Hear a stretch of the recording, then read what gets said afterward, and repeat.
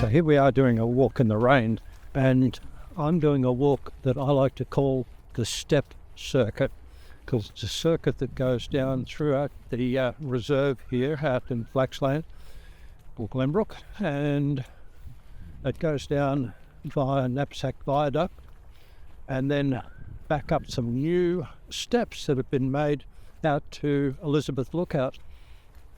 And it's pretty groovy actually, about 5k all up, and it's a good walk, a good workout and a good walk as well. This is it. So Knapsack Reserve, and we're gonna follow one of those dotted lines on there somewhere, I guess. And so yeah, a couple of reasons for doing this walk today, and I guess the main reason is because I just like to go for a walk. But the other reason is that, as you can see, I've got my nice bright blue raincoat on, and it's been raining all day, and I thought, oh, it's a good chance to test the raincoat. And guess what? As soon as I put the raincoat on and step outside, the rain stops.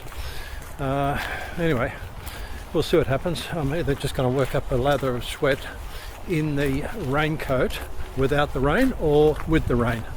But anyway, time will tell. So off we go. How do I say goodbye? Just walked past the Elizabeth Lookout Road.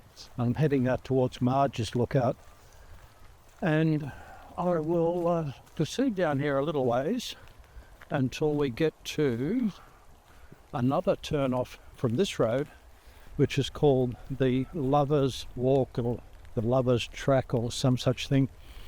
And it's about then we'll probably get the trekking poles out to increase my stability, because it's a bit rough and rocky going down there. That will take me down to the old highway, the old Great Western Highway, and from there we go across the Lapstone Viaduct up to Top Point's Lookout, do a U-turn there, come back down to the viaduct, and then down into the bush underneath the viaduct. Okay, wait for that. The viaduct is pretty special.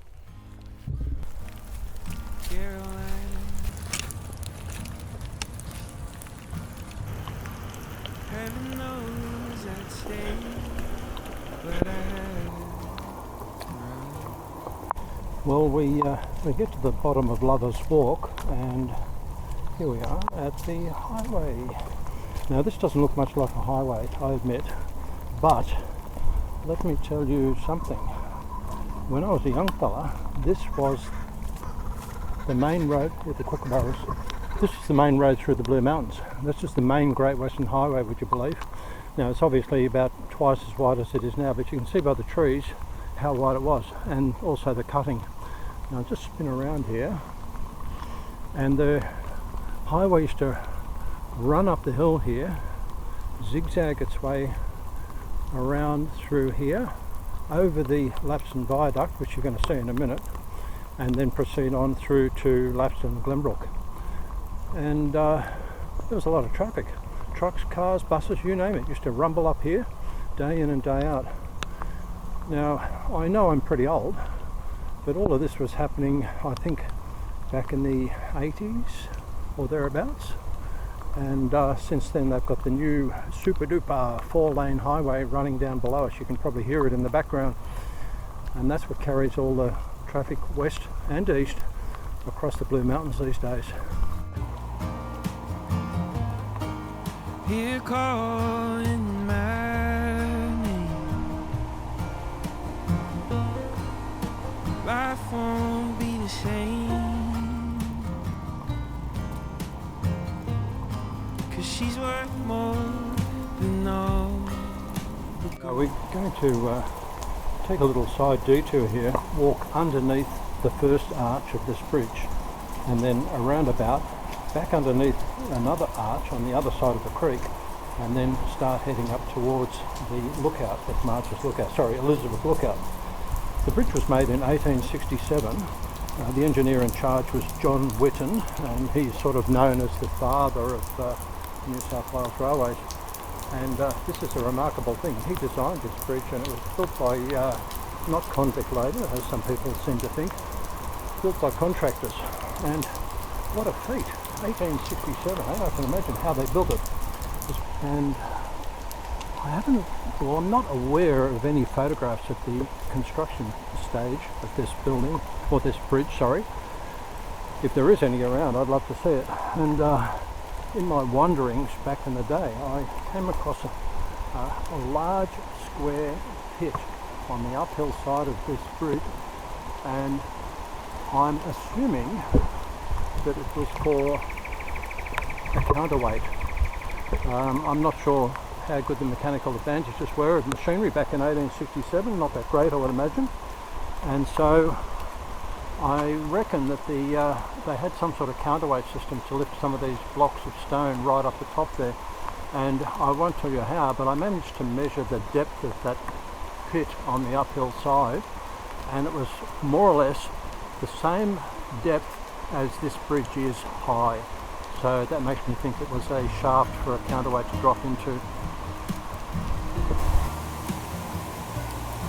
So I'm leaving now.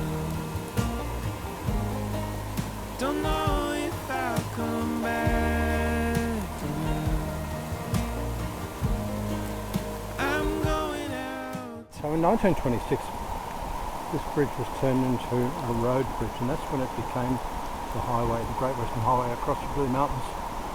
So from 1926, I'm guessing, until somewhere around the 80s, it was a highway.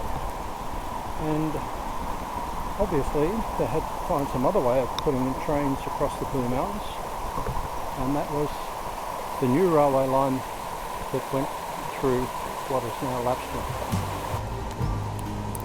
Even if I bleed on. So this walk from Elizabeth Lookout down to the bridge has been here for a long time, but it's only just recently that it's been upgraded, and man, did they do a fantastic job. Check out this stonework, and it's a fairly steep climb, I guess probably about 150 odd metres elevation, but it's fairly easy because of the terrific steps that have been made here.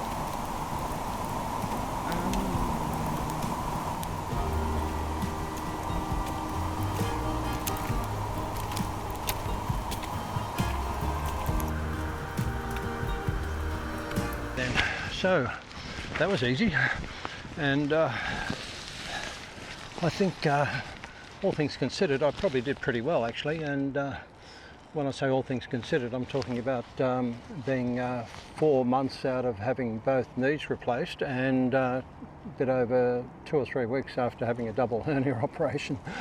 So I'm limping along like an old wounded horse, but I'm getting there slowly. And this is a great walk though, you know, whether you're using it to recuperate or for fun or for exercise or just to see the sights.